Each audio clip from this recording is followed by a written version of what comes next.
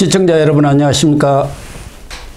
12월 5일 시사정담 시작하겠습니다. 시청자 여러분, 총선을 4개월여 앞두고 국민의힘과 민주당 거대 양당이 총선을 겨냥한 당 혁신 방안을 놓고 내홍우 수렁에 빠져들고 있는 양상입니다. 백기종 한양대 MPI 최고위과정 교수님과 자세한 내막을 알아보도록 하겠습니다. 백 교수님, 네. 먼저 국민의힘부터 얘기를 좀 나누죠. 네. 인유한 혁신위가 월요일인 4일까지 희생혁신안, 그러니까 험지 출마, 네. 불출마, 그 희생으로 보는 것 아니겠습니까? 네. 그 혁신안에 대한 답을 달라고 했는데 김기현 지도부가 최후 통첩을 패싱해버렸고, 패싱은 좋은데 아예 안건조차도 상정하지 네. 않았다고 그래요. 그러면 결국 현재 상황으로 보면은 보궐선거 참패전으로 해결해버린 것입니까? 어떻게 된 건가요? 지난 10월 11일 강서구청장 보궐선거 이후에 국힘이 이제 소위 말하면 정쟁을 중단하고 민생이라든가 정책 개발에 전념을 하고 그다음에 변화와 혁신을 깨야겠다. 그렇게 이런 얘기했죠. 취지로 해서 결국은 인유한 혁신위원장이 그 취임을 하면서 이제 9명의 그 혁신위원들하고 같이 활동을 하지 않았습니까? 그렇습니다. 근데 지금 혁신위에서 이제 사실은 여러 가지 그 형태의 혁신을 내놨죠. 근데 이제 지도부라든가 친윤이라든가 그다음에 뭐 소위 윤핵관이라고 일컬어지는 이런 중진 의원들, 힘 있는 의원들에 대한 험지 출마나 내지는 불출마, 이걸 얘기를 했었는데 전혀 이루어지지 않았거든요. 그래서 이제 인유한 혁신위원회가 사실은 그 힘을 다했다, 어떤 그 역할이 다 끝났다는 이런 내부적인 비판까지 나오고 있는 상황에서 4일날 이제 혁신위원회, 사실은 국힘이 월요일하고 목요일날 최고위원 회의가 열리는 날인데 그런데 뭐 지금 김기현 대표 내지는 그 내부의 최고위원들 뿐만 아니라 상당히 많은 국회의원들이 뭐 예를 들어 태영호 의원 같은 경우에는 뭐라고 비판했냐면 혁신위가 마치 점령군처럼 행동을 한다, 이렇게 얘기를 했고, 그다음에 청년의 그 최고위원인 장해찬 의원 같은 경우에는 3분 즉석할애식으로 이 즉흥적인 그런 어떤 안건을 제시를 하는 게 아니냐 하는 그런 비판들을 하고 있거든요.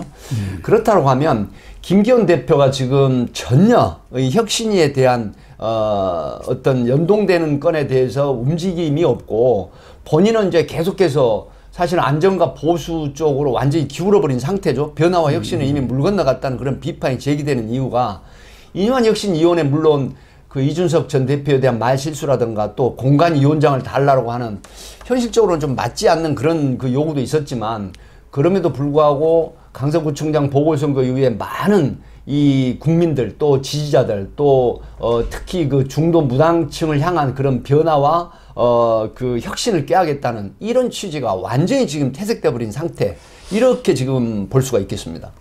그러니까요. 많은 국민들이 인유한 혁신위에 대해서 기대를 걸었고 또 호응을 했지 않습니까? 뭐 국민뿐만 아니라 당원들도 마찬가지로 여론조사상에 나오고 있습니다. 인유한 혁신위가 뜬 뒤로 당이라든가 윤석열 대통령에 대한 지지율도 올라갔지 않습니까? 지지율이 많이 올라갔었던. 그런데 이렇게 돌아가는 상황을 보면은 국민들 입장에서는 혹시나 했는데 역시나로 끝났구나.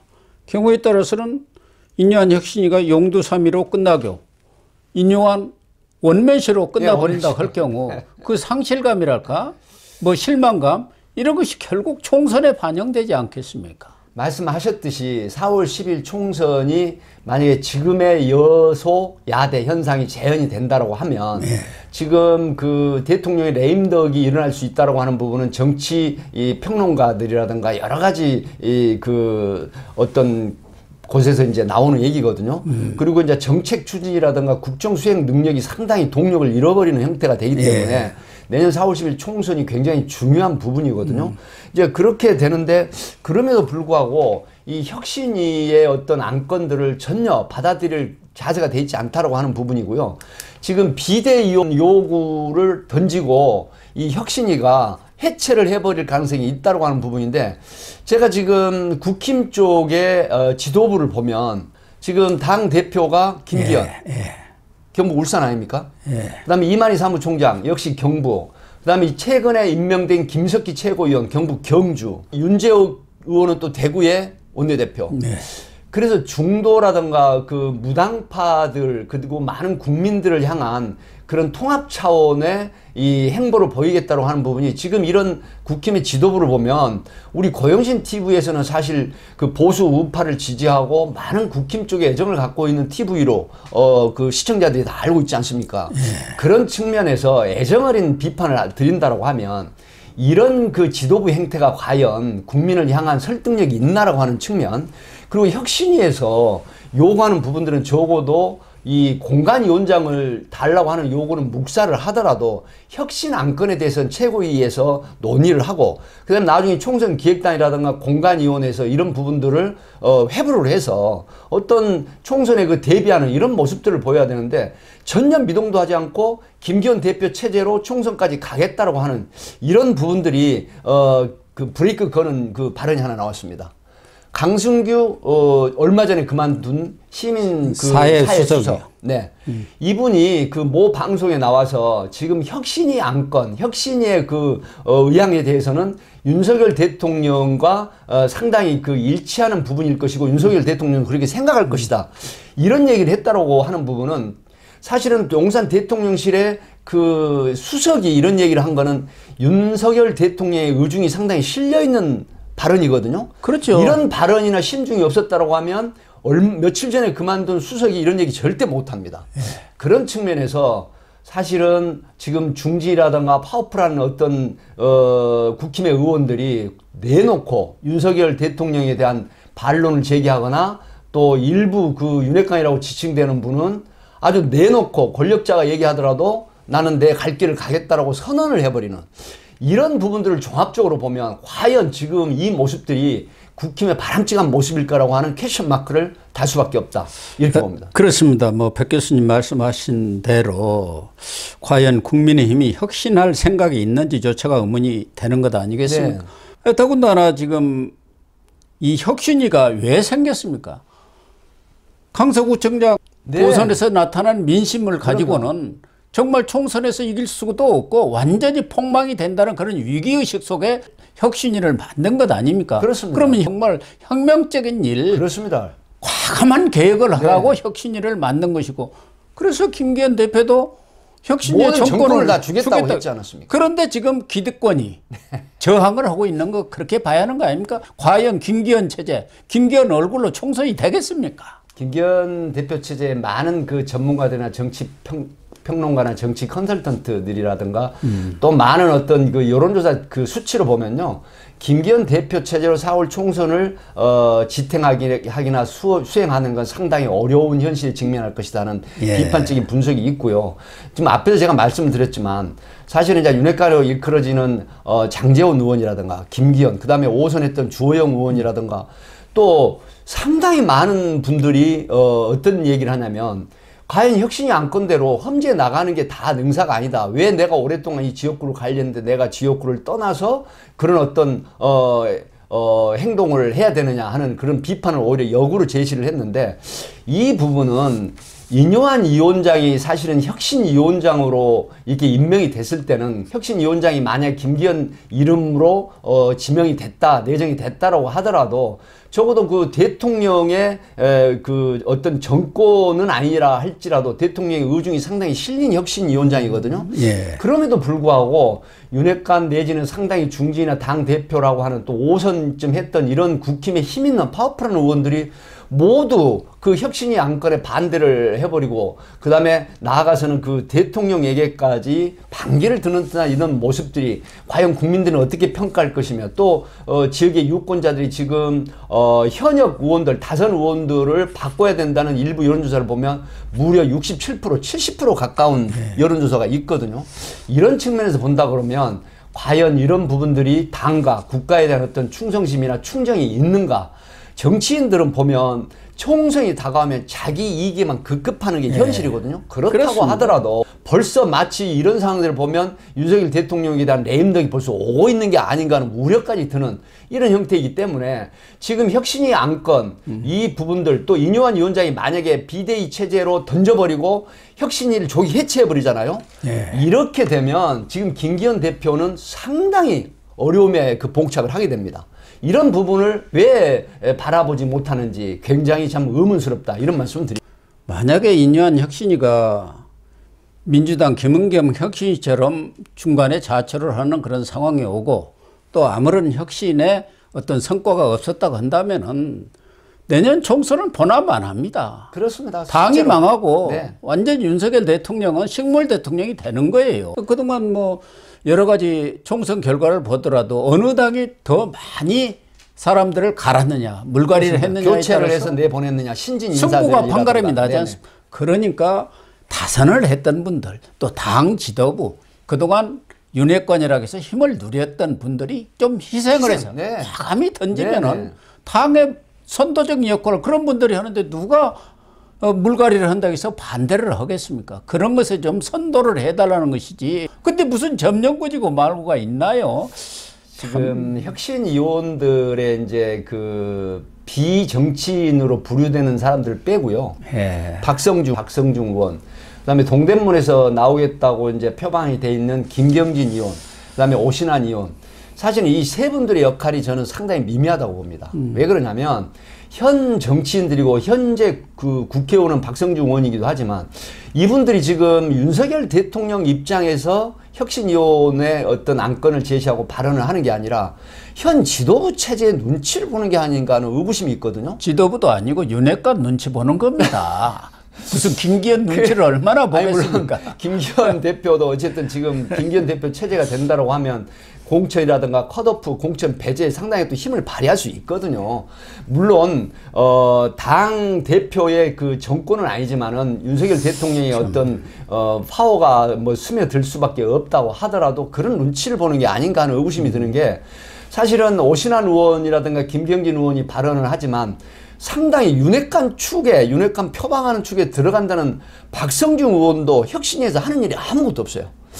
이런 부분들이 종합적으로 보면 지금 혁신위가 완전히 그 소위 말하면 허수아비 혁신위가 될 옛날에 그 더불어민주당의 김은경 혁신위원회처럼 같은 형태의 어떤 그 버블이 돼버리는 형태가 아닌가 싶은 생각이 들어서 참 안타깝다는 생각이 듭니다. 특히 과거에는 여권도 그렇고 야당도 그런 경향이 있었습니다만은 초선이라든가 나아가서는 재선까지도 상당히 목소리를 높이는 사람들이 많이 네. 있어요. 그래서 정풍운동이 그렇습니다. 자주 일어났지 네네. 않습니까? 그래서 당이 좀 쇄신을 하고 물갈이도 좀 되고 네. 세피도 수혜로운 그런 그 원동력이 되어 왔는데 지금 국민의힘만도 초선원이 59명으로 네네. 반이 넘어요. 111명인가에 예. 반이 팀의 넘는데도 53%로 지금 통계가 나오더라고요. 59명. 이 사람들이 전부 입을 다물고 있습니다. 왜 그러겠습니까? 그리고 그 대부분이 7, 80%가 다 영남 초선들이에요. 네. 그 사람들은 공천만 내면 당선이기 때문에 괜히 여기서 입 바른 소리하고 옳은 소리하고 그래야 자기한테 돌아오는 이익은 없다. 자칫해 갖고 공천 떨어지면은 이거 뭐 아무것도 아니라고 생각하니까 다 입을 다물고 있는. 이래 가지고 어떻게 당이 생동력을 얻고 활력을 얻고 또 국민들로부터 신뢰를 얻겠습니까? 지금 국힘 같은 경우는 초선이 59명 중에 70%가 TK, PK 출신입니다. 예. 그래서 이 초선들 말씀하신 것처럼 예전에 정풍운동을 활발하게 주도했던 뭐 예를 들어 40대 기술은 50대 또 초선 아니면 재선들의 정풍운동이 굉장한 그 혁혁한 성과를 내고 혁신을 가져왔었거든요. 변화를 가져왔고. 그런데 지금 국힘 쪽에 영남 출신 59명의 초선 의원들 중에 70%가 PK, TK 지역입니다. 그렇기 때문에 말씀하신 것처럼 분석이 정확하십니다. 왜 그러냐. 영남 쪽에서는 깃발만 꽂으면 당선이 된다고 하는 측면이 물론 있거든요. 거의 한 8, 90%가. 그렇기 때문에 괜히 그 어떤 어필을 해서 본인이 찍히는 소위 시쳇말로 찍히는 상황이 돼서 그렇죠. 컷오프 되면 안 된다고 하는 몸보신주의가 있는데 이런 부분들이 장기적으로 볼 때는 이 국민들에게 피로감을 주면서 윤석열 대통령에 대한 부담 내지는 국힘이 내년 총선에서 허물어지는 소위 말하면 이런 형태의 근간이 되기 때문에 이런 부분들의 지적을 저희들이 하고 있는 것이죠. 아무튼 뭐 김기현 지도부고 이뇨한 혁신위가 어떻게 보면 정면 충돌을 빚고 있는 상황이고 이뇨한 혁신으로서는 여러 가지 제가 볼 때는 이런 희생 혁신안뿐만 아니라 청년 비례대표 50%를 50% 배당하라든가 대통령실이라든가 실세들 낙하산 공천 안 된다. 배제하고, 이런 것도 다 전략 공천 얼마든지 배제. 국민들의 호응을 받을 수 있는 아주 좋은 혁신안들 아닙니까? 그런 것들을 가만히 수용해 가지고 혁신을 해야 국민의힘이 바뀌는구나. 국민이 정말 개혁을 하는구나. 이렇게 국민들도 생각할 것 아니겠습니까? 그런데 이뇨한 혁신으로서는 그게 다 거부당하고 현실적으로 김기현 마이웨이로 가고 있는 그런 상황이라면은 혁신의 동력도 떨어진 거고 이제 24일까지입니다만 앞으로 뭘 흔들 그게 먹히겠냐 이런 생각이 들 수밖에 없기 때문에 지금 7일 날 혁신위가 열리면서 아마 정면 충돌을 빚느냐 아니면 극적 봉합을 하냐 어떤 중대 고비가 될 것 같아요. 그래서 그 혁신위에서도 여러 가지 의견들이 분출하고 있는 것 같은데 어떻게 보십니까? 지금 이제 김기현 그 대표 체제로 총선을 치르겠다는 신념이 상당히 굳건한 상황에서 혁신위의 안건이라든가 이런 부분들이 부담스러울 수 있고 또 일부에서는 이제 그 최고위원들이 공관위에서 이제 아마 이런 안건에 대한 그 심의를 해야 되겠다고 지금 공관위원을 넘기는 이런 방안을 지금 하고 있는데 이 혁신이 말씀하신 것처럼 지금 동력을 이미 상실을 했습니다.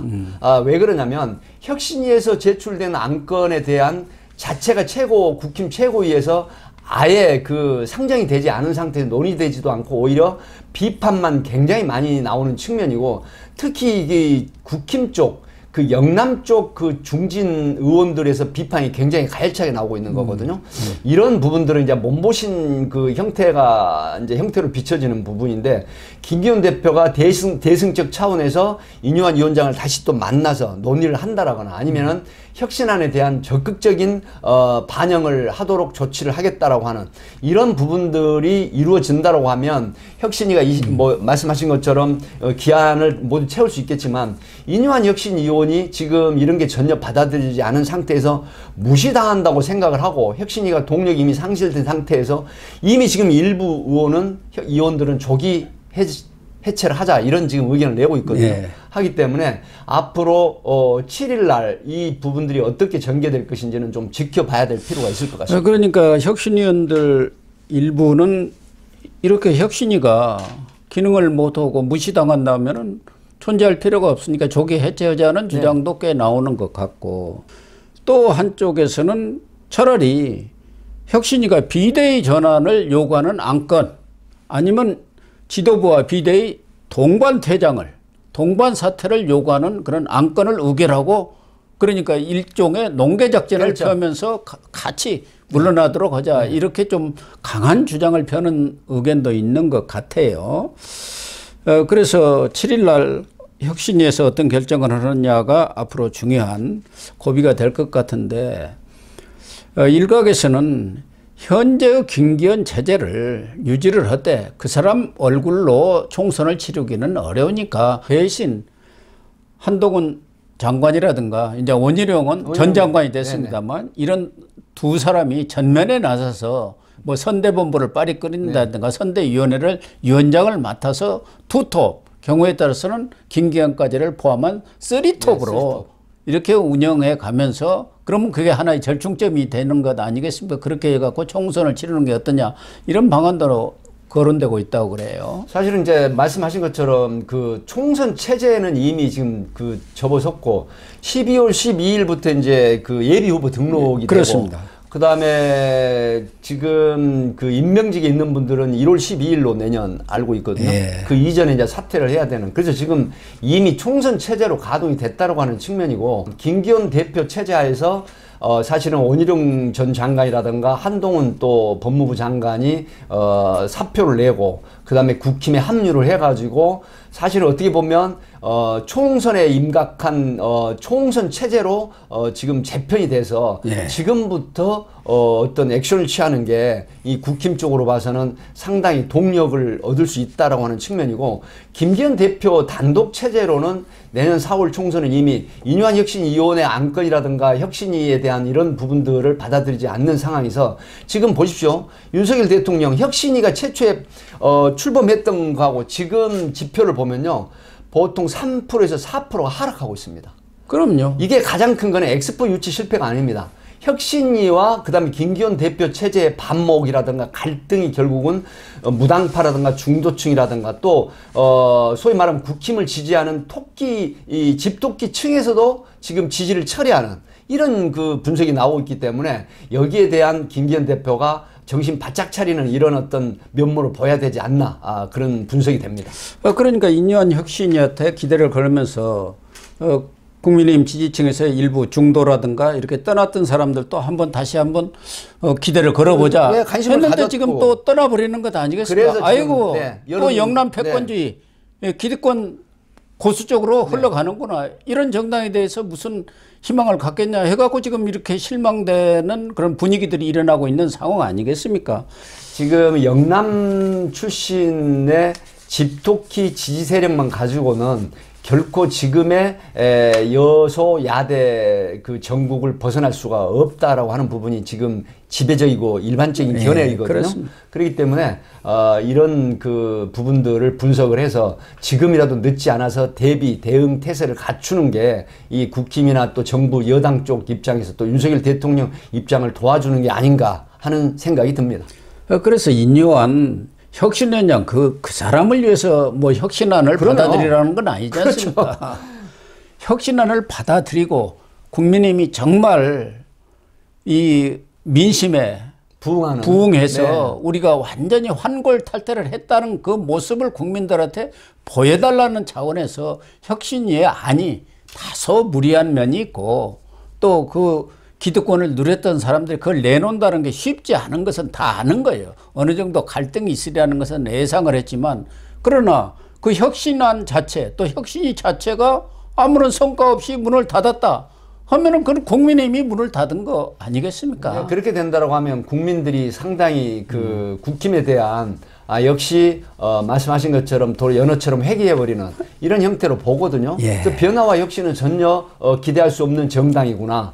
그 결론은 어떻게 되냐면 정부와 그다음에 윤석열 대통령에게로 그 지지율을 철회하는 그런 형태로 변하기 때문에 이런 부분들을 민감하게 받아들이고 거기에 대한 혁신안에 대한 활발한 논의 그다음에 받아들이는 이런 자세들 이런 것들이 다듬어짐으로 해서 총선에 대비하는 모습을 보여야 되지 않나 그런 생각이 듭니다. 네, 우리 백 교수님이 뼈 때리는 지적을 해 주셨습니다.